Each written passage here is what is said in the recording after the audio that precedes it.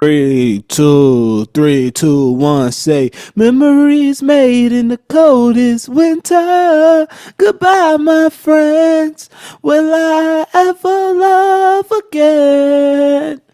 Memories made in the coldest winter.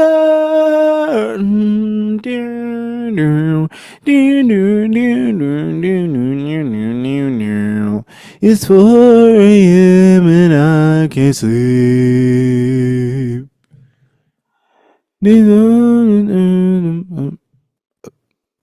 Anyway, hey yo, welcome back.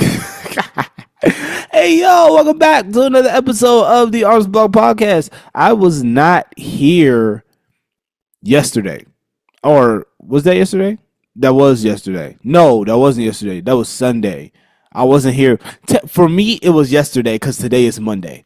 So for me, yes, it was yesterday. For you guys, it was not yesterday. I wasn't here for a couple of days. And to be honest, I'm not sorry. I don't apologize. I had fun while I was not here. I needed that break. I was super tired. It was a super long week. I was super behind on a lot of stuff, and I had to play catch up all week again because reminder, my computer broke on Monday, Monday evening, which is like a super important that's probably the worst time for my computer to break. Like Wednesday, okay. Tuesday, nah.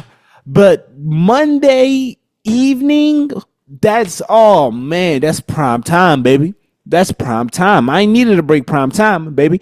This episode marks episode 99. So that means episode 100 of the Arts Blog Podcast is in a couple of days. And man, what a journey have we been on. I'm kind of glad that I took that week off. It kind of gave me a chance to reset, recenter. And I feel like I'm ready to pod. Yesterday, or not, why do I keep saying yesterday? Friday, when it's time for me to record the Sunday pod, I didn't feel ready to pod on Friday night. I didn't feel ready. What is that? Oh, that's on my computer. I didn't feel ready. I didn't feel prepared. I didn't feel, like I was ready to be there. I didn't feel like I didn't feel like my head was in the game. Now I feel like I'm in the game. EA, it's in the game. I feel like I'm in the game now. I feel like I'm ready. I'm ready to go. I'm ready to do these things. Before we get into it, man, make sure that y'all like, comment, subscribe, turn on post notifications so you'll be notified every time I post a podcast. That is, make sure y'all turn on post notifications. Make sure did I say like, comment, subscribe? Wait, hold on. What did I say? Yes, make sure you like, comment, subscribe, turn on post notifications so you'll be notified every time I post a podcast. That is the instructions on YouTube. Make sure that you give me a 5-star and a review. You can just say that this is the greatest podcast platform that you have ever heard in your life. That's what you should do if you are listening on your favorite podcast platform. Today, what we're going to talk about, a few things. Then we're probably going to switch and bump from topic to topic here and there. We're going to talk about Tyler, the Creator's new album that I heard because it got my artistic thoughts going, me and some of my good friends' artistic thoughts going. And also, I'm going to talk about Homecoming at a PWI, which is totally different from HBCU. Actually, I'm going to start with the Homecoming thing, right? Because I feel like that's super less important. So, I go to school in New York City. And on our New York City campus, we don't do Homecoming, right? I have to go all the way upstate New York to go to our Homecoming. It was about an hour, 15 minutes away from our campus, our New York City campus. And we went all the way upstate to our upstate campus. And we went, and it was not giving Homecoming. It was no balloons, no festivities, people was just outside for the football game. And I guess because it was the homecoming game, it was packed. I talked to somebody at the school today, at my school, the New York City campus today, and was like, and they asked me like, oh, was it people there? And I was like, yeah, and they was like, okay, good, because sometimes the attendance can be a little rocky. And I see why. Now, before I start this, I just would like to say I love my institution. My institution is amazing. If anybody from my institution is watching this, just know that I love you and I love the institution and it's great here. But we have to do better in some aspects. And I feel like us doing better doesn't take away from the greatness that this institution has or potentially can have. But it's just good to be better. And one way we can be better is just first things first, making visitors feel welcome or at home if it's homecoming. Making visitors feel like, hey, I'm home. I'm where I'm supposed to be. I am at a good place. I am at, this school. I am back. I am alum for however many years, and I'm excited to be back. That is like number one way, with balloons, with the welcome team, with a welcome sign, directions to get to the field from where the little shuttle drops you off. Just stuff like that will help, especially if you have people from your New York City campus coming up to do the whole homecoming thing, right? That would be helpful. Also, it would be great if like the food trucks and vendors were actually in a place that we can see them. We had to like look down into like this like weird parking lot area to see the food trucks and vendors instead of them just being in the main parking lot, in the main area. Y'all had enough space to put them there, just put them there. Also, if we could have got like a homecoming 2024 t-shirt, that would have been nice. Or if you guys were selling homecoming 2024 t-shirts, that would have been nice. We didn't see no homecoming merchandise at all. There was no homecoming nothing festive. There was no homecoming thing about it. My mom funny. My mom said, "Oh, you wanted to swag surf. You wanted to do all the things. You wanted," and I just laughed. And I was like, "Ha ha, mom. That was super funny." We didn't even see no tailgate. I don't even know if they did a tailgate for the game. Man, all I could do was compare it to Morehouse and Howard's homecomings because those are the only two college homecomings I've ever been to in life. And when I tell you that it was night and day. No tailgates, no nothing, no Divine Nine people out. And they had a Divine Nine. I don't know if the whole nine is a part of the school, but it is some divine ones that's there. They have a couple of divine ones that's there. There's a couple of them.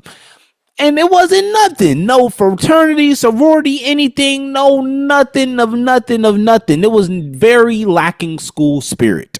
However, you can tell the students there had a lot of school spirit because that's all they have in that specific area. And it's not a college town. So it's just a small suburban city. And the college just so happens to be in this small suburban city. So it's nothing really to do. It's nothing really to go, nowhere really to go, to have fun. You need a car to get around. I just would expect for it to be a lot more homecoming-y. So the homecoming committee definitely dropped the ball on that one. Also, I was having some conversations and like we should be able to have the New York City campus should not have to go all the way up to upstate New York, an hour and 15 minutes up to go to homecoming. We should have our own homecoming. And I get like if you guys are trying to promote that campus, if you're trying to draw eyes and attention to that campus because that's where all of the sports teams are, and we got new facilities up there, this, that, and the third, right? Whole nine. I feel like personally, if you want eyes to be or attention to be drawn up there and for us to go visit there more often, you have to make it worth visiting. It wasn't nothing there worth visiting except the women. The women there are beautiful. Like the women there are gorgeous. Like, good Lord, the women there are fine. But besides a couple of fine women, there's really nothing to do up there. There's really nothing to do up there. And there's no reason to really go up there.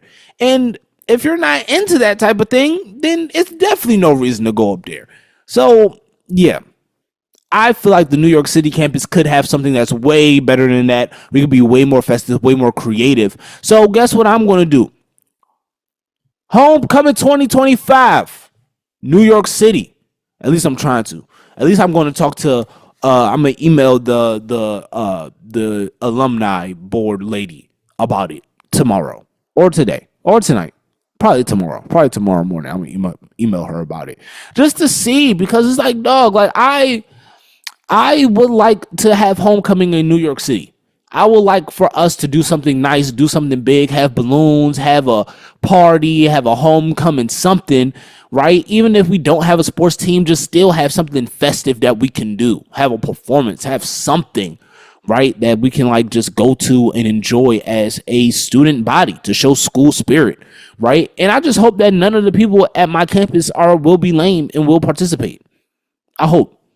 And I hope that like we can get the pace orgs that put on like the concerts and the events, and we can get the Black Student Union, and we can get a lot of these different orgs to join together and come together for the homecoming so people can just have fun. And yeah. All right. Next thing on the docket, let's get to the more important things. That was just like an update on my life in the week and where I was this weekend, why I didn't pod, why I didn't record. All right, to the important things, right? Tyler, the Creator, dropped a new album today called Chromakopia, and it's amazing. If you haven't checked out the album, I suggest you check out the album. It's super inspiring. The music is well produced. Like, it's not even like, it's super well produced. The music sounds great. He sounds great with the music. The production is great. The mixes are great. The features are great. Everything about the album is great. I have no complaints about the album. The sequencing of the album is great from start to finish. The story of the album is great. I'm a Tyler, the Creator fan. I've listened to his past about 4 or 5 projects from start to finish, including Chromakopia. So about what's the jump with Kanye and Lil Wayne? Is that Wolf? Is that Wolf or Goblin? I think that's Goblin.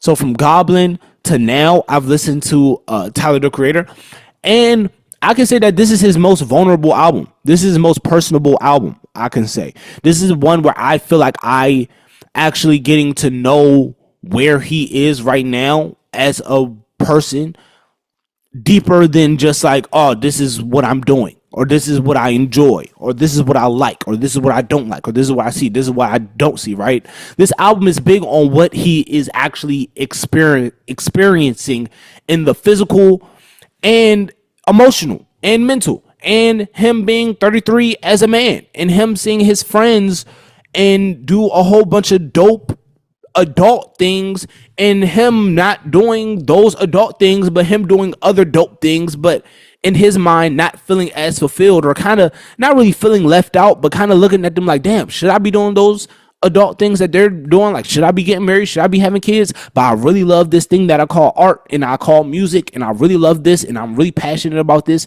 and I don't think I'll be able to give my focus to a significant other or a child at the time.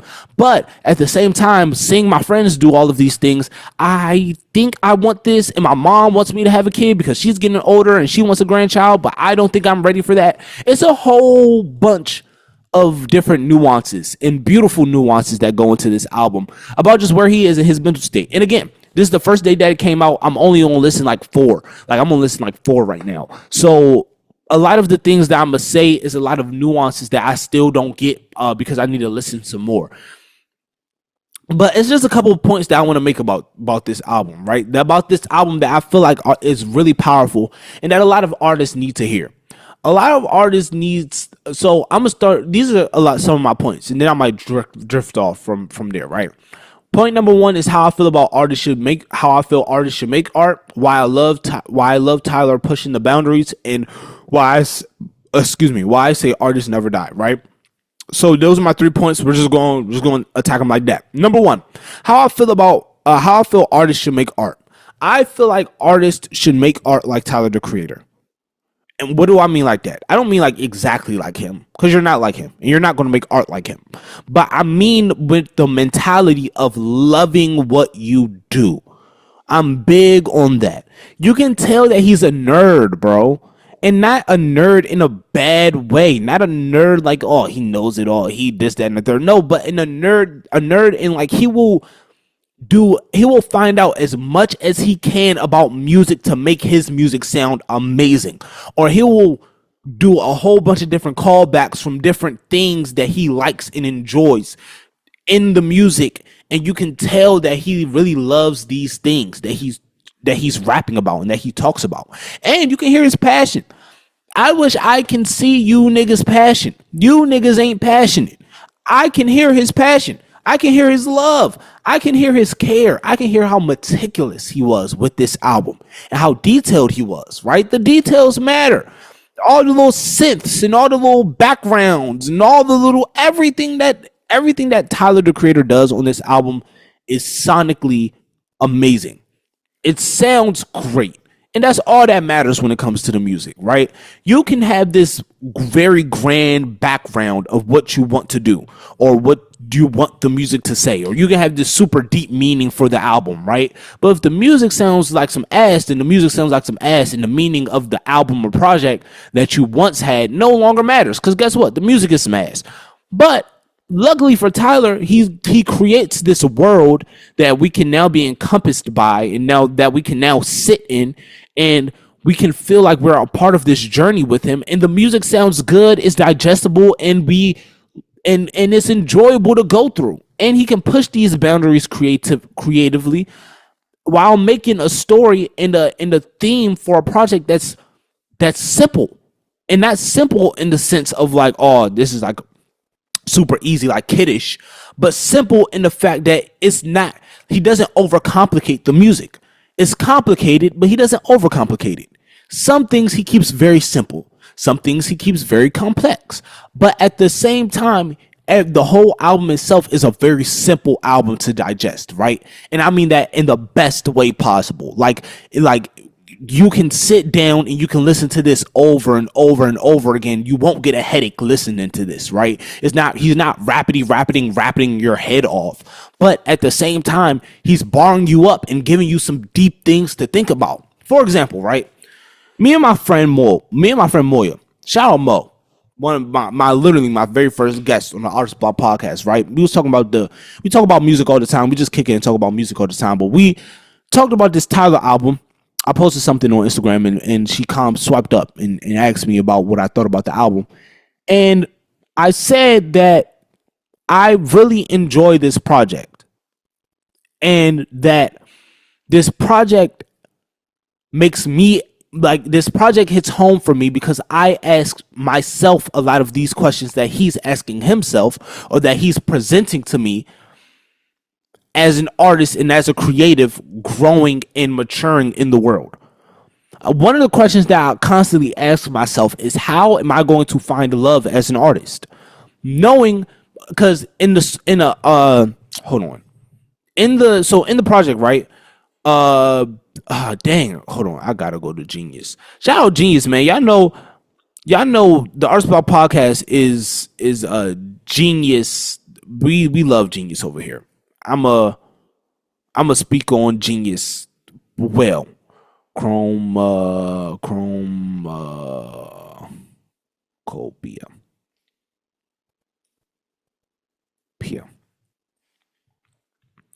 So boom. Yes. Darling I. This is the song. It's called Darling I. Judge Judy. Childish Gambino is on Judge Judy too. Wow, that's crazy. So yeah, it's called Darling I, and he says some like crazy slick thing on here. So this is what he says, right? That really struck my heart and it really gained my attention as a listener. Tyler the Creator says, nobody could fulfill me like this music shit does. So I'll be lonely with these Grammys when it's all said and done. And I sat there and I was like, and before this, he was talking about how like he loves a girl and he loves somebody and he might want kids with her, but at the same time, he knows that the music will never, like, nobody will fulfill him or complete him how the music does. Like, that's how much music means to him. And I felt that on a deep level because that's how much my art and my creativity means to me. That I don't think there will be another person on earth that will come before that because I just love what I do that deeply. And one of my biggest fears that he kind of brought up for me personally is, what if the love of my life is out there somewhere, right? And I'm in love with her and I like want to marry this lady that, I hold the whole nine. I'm with this girl, want to marry her, but it gets to a point where I'm so in love with my art that she doesn't accept me being that much in love with my art, right? And how would that affect me knowing that, right? How would I react to her not being able to accept the fact that my art comes first? How would I be able to react to that? The love of my life saying, like, listen, I know you love your art, but I can't do this because I just don't feel like I'm getting enough attention. I feel like you love your art more than me, which I do. But I don't think I can deal with that reality of loving someone, thinking that, they get what I do and they understand the importance of what I do, but in all honesty they don't, and they're really hurting by me working so much, and they're really hurting by me being so focused on my art and what I do. These are questions that he brought up to me and Moya, and we had a whole conversation about this, about like what our future partners will look like to each other, and how we would want them to surround the world that we are already in. But is that unfair to them? Just asking them to be a piece in the world that I'm already, like, having them, like, telling them to adjust their life to fit into my life? Is that real to them? And Moya brought up a great point, right? Moya said that art is one of the most, people don't talk enough about how art is one of the most selfish professions that you can do. Being an artist is one of the most selfish professions that you can be in. But however, you still are put on this earth for companionship and connection, and you need somebody to walk this life with. I won't say need somebody, but you would like to have somebody to walk this thing called life with. But as an artist and as a creative, I'm not taking the sacrifices that is needed to do that. Like, I'm just not doing that. And there's no person, I don't think there's no person that will, because me and Moya was also talking about this. Like, I need to love you so much that me not being so focused on my creativity and on my art doesn't feel like a burden. And it doesn't feel like I'm losing a piece of myself by focusing on you. And I just don't think that there's somebody out there that, like, I will love so much that this right here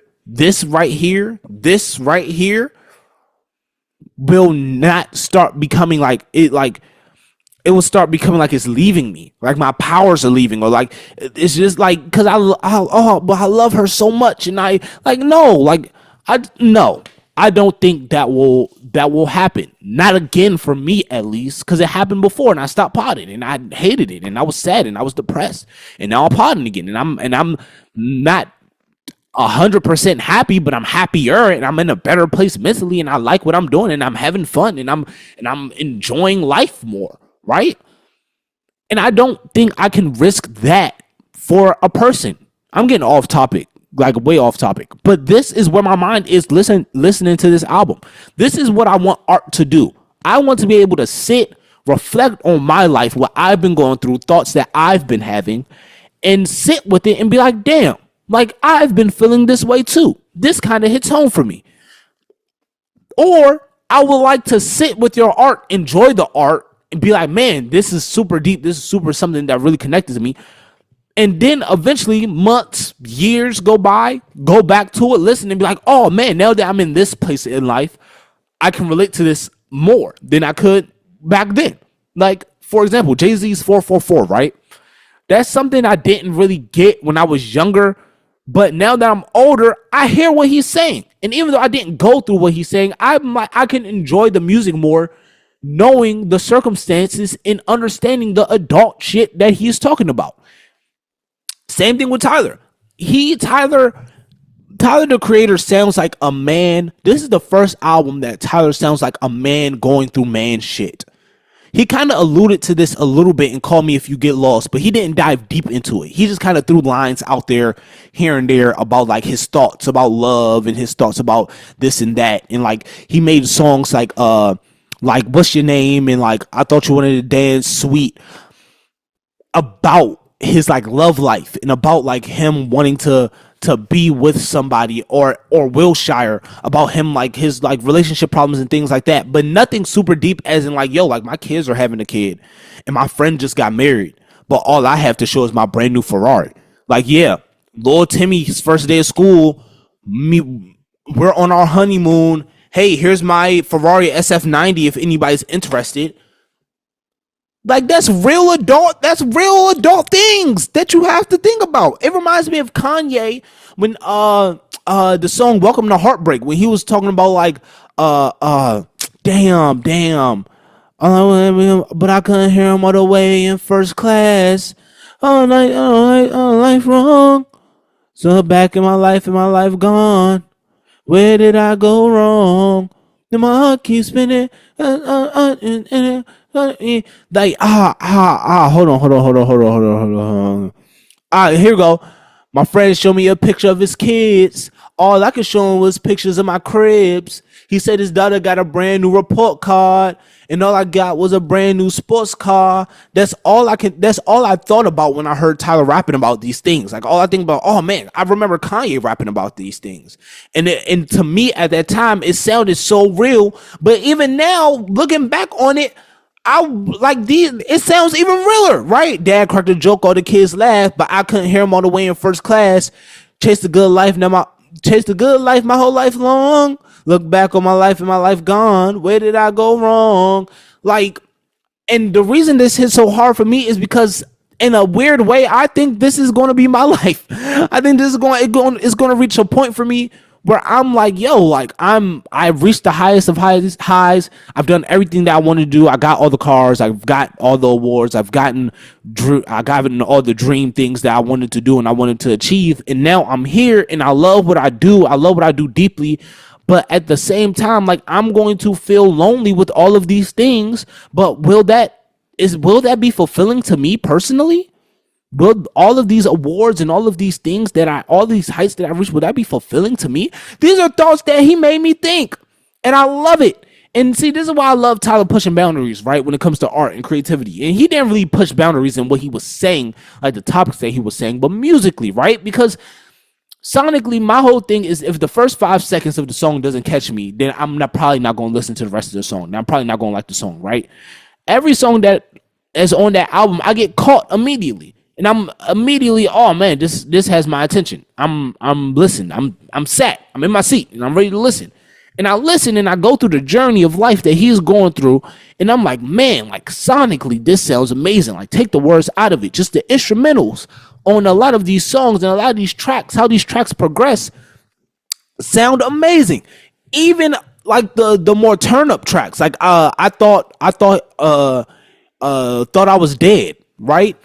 Even like the more turn up tracks, how like the music progresses on these songs and how it goes, like it reminds me of a 3-act structure in a movie, right? Has the first act, the second act, and the third act. That's what his music reminds me of. It reminds me of a 3-act structure in a movie. And it's crazy that music can do that to somebody. And he reminds me that music can do that.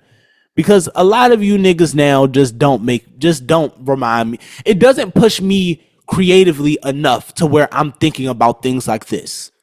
And this is what I mean by artists never die. And that's like and artists, and if you hear me say and, most of the time I'm talking about artists never die, right? But then when I say artists never die, this is the type of artists that I'm talking about. I'm talking about these type of artists, like the Tyler the Creators. They will never die. And then the physical, of course they will die. Of course, everybody has their day physically, right? But their art is what's going to keep his name circulating long after he's gone. For example, right? People don't believe me when I say artists never die. And I mean true artists, real artists that never die. What do I mean by that? I mean, they just played Frank Sinatra's New York, New York at the New York Liberty's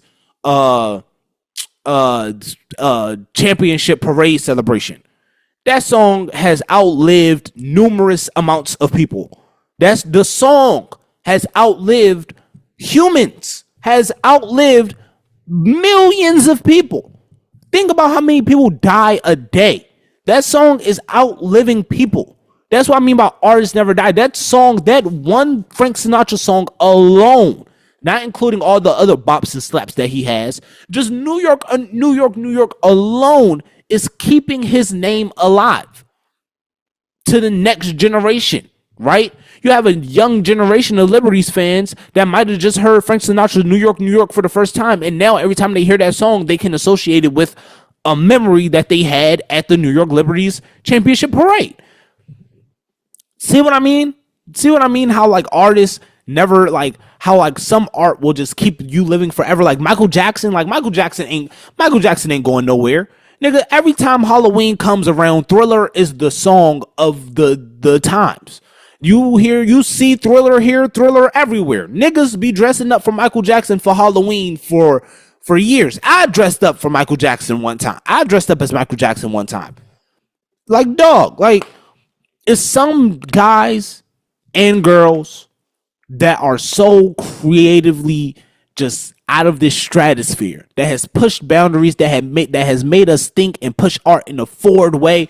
And I think Tyler's one of those guys. Not saying that he's a Michael Jackson or a Frank Sinatra, because when it comes to like stardom or popularity, because he's not nowhere near that level, right? But at the same time, I can see him on a creative spectrum being known as one of the guys that helped push hip hop forward. Being known as one of the guys like, hey, like for example, he said he like on the track, he said, I'm too rich to buy a Hellcat. That's some like, bro, he's literally on the song. He said, you will never catch me driving a Hellcat. I'm too rich for that. I'm too rich to be in a Hellcat. I'm trying to be that type of rich. I'm trying to be that type of rich. I'm not about to drive that. I'm not about to drive that. You think I'm about to drive that peasantry? I'm too rich to drive a Hellcat. I'm trying to talk that type of talk. But you feel me? You hear what I'm saying? Like, I think it's different. It's different when you hear a whole bunch of people talk about SRTs and Hellcats and this, that, and the third, and you hear somebody really talk about rich shit. You talk about niggas really talk about money and talk about like this kind of like the same way like Drake raps about his money, but Tyler does it in a way less annoying way. And the reason why Drake's annoying when he raps about money is because he be purposely saying things that nobody knows about. I'm in the Sotra room in the Babylos, and got the I don't know. He got the what's the chocolate what's the little furry hats called that he like brother.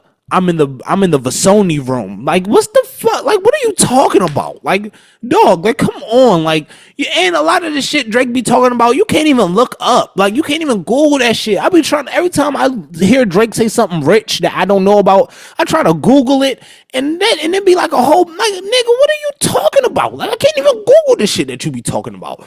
Like, the brother just be talking. I can't deal with Drake. I can't deal with Drake talking about. But I do love when Drake be talking that talk though. I do. I can't even lie. And the reason I love when Drake be talking that talk is because he be making me feel so broke. It don't do nothing but light a fire under me. Like, I gotta get rich. Like, I just have to experience what he's talking about.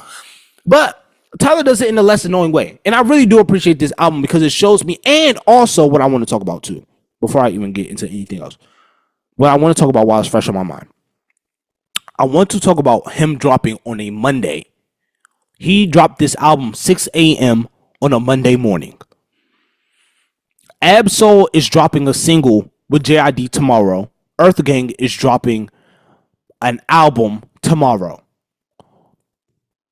Cole, Kendrick, Drake, I think I said this on the pod before, but all of their recent drops have been either on Instagram or on a website. I think that the rap industry is reaching a resurgence like it did in the mixtape era. I might be wrong. I might be totally wrong. I might be nowhere near close, right?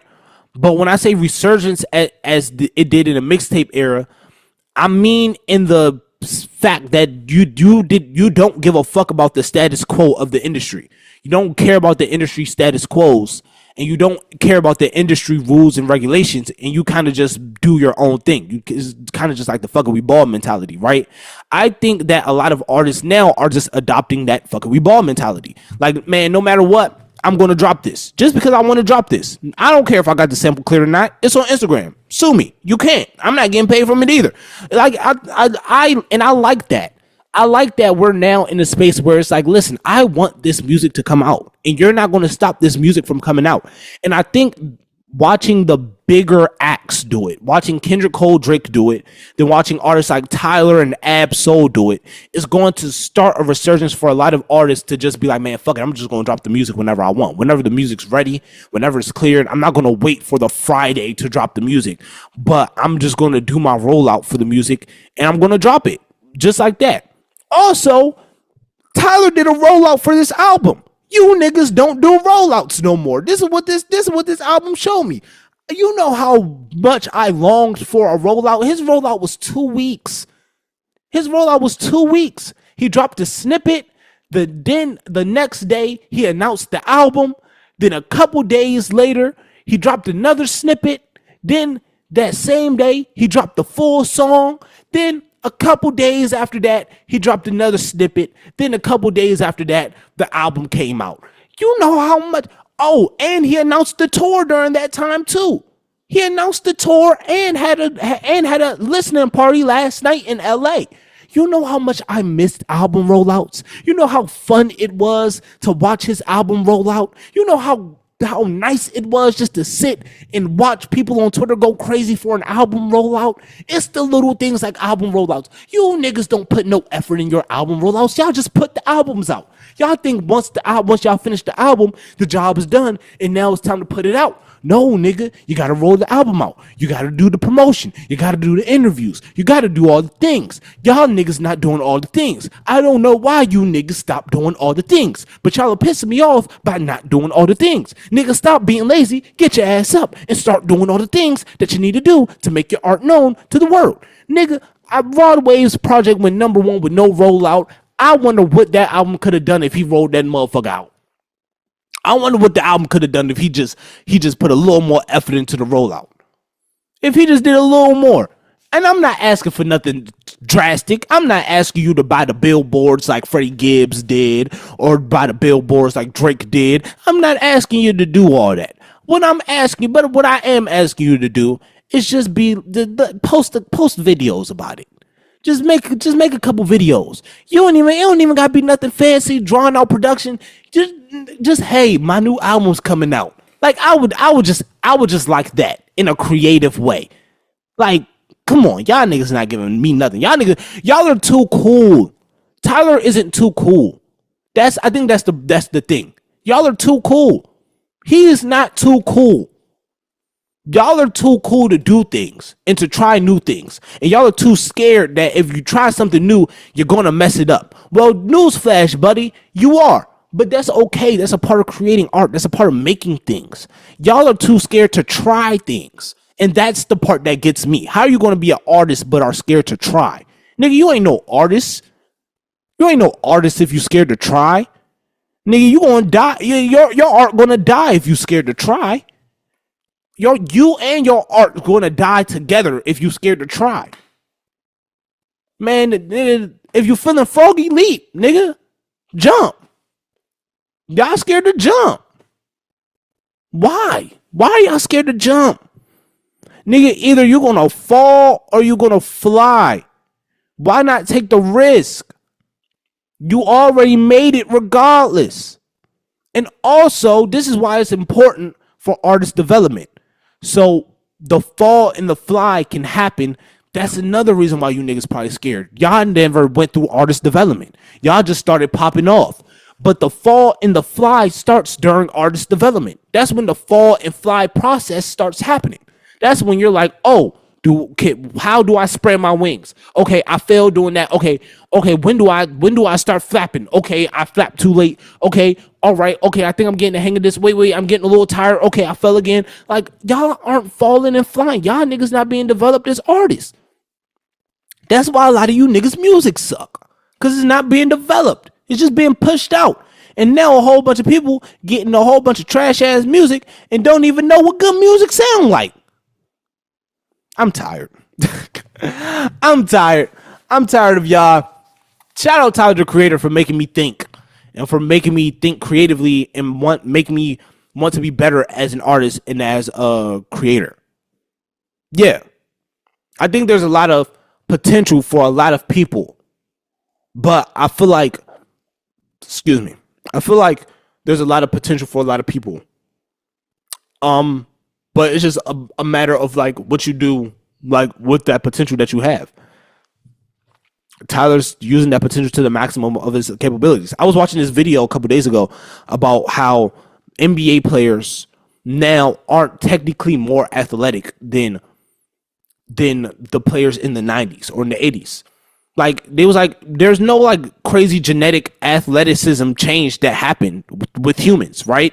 However, athletes now are just maximizing what they have more than what they did in back in the day, right? So back in the day in the 80s and 90s, while they might have been using set like 80-85% of their athletic ability, now in today's game they're using about 90, close to 95% of their true, 100, almost 100% of their true athletic ability.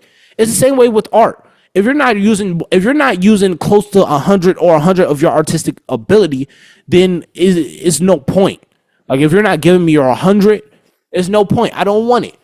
And I can tell when y'all not giving 100 because I can hear it. It's not coming from the heart. Like I can hear it. It's not coming from the heart. It gets boring. It gets stagnant. Like it's not real. And a lot of you niggas ain't real. But you know who is real? Me. And you know who else is real? You guys, for listening to the Art Spot Podcast. Thank y'all so much for tuning in to another episode of the Art Spot Podcast. I'm your host, Eric Curry III. This has been amazing. You can follow me on Instagram at Eric Curry III. You can follow the podcast at Art Spot Podcast. But before we go, I do have to give y'all my Dead or Alive. Now, what is Dead or Alive? Dead or Alive is a segment of the podcast where me or the artist gets to choose other artists that we would like to work with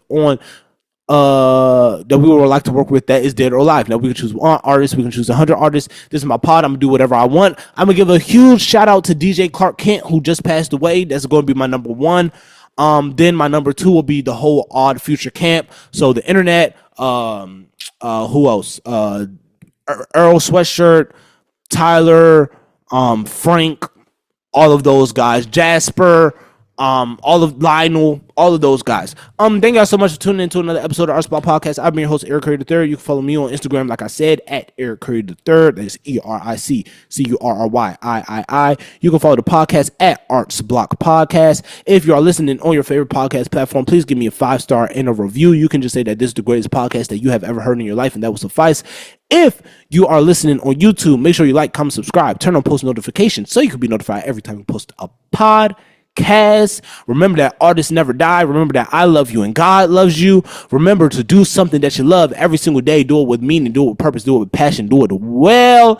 I'm gonna see y'all when I see y'all, boys. Episode 100. Next episode, I'm gonna show my tail. All right, peace.